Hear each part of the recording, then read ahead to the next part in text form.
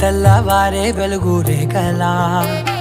పచ్చ పచ్చ పచ్చి మట్టి బొమ్మలా అల్లి బిల్లి వెన్న పాల నురగలా అచ్చ తెలుగు ఇంటి పూల కొమ్మలా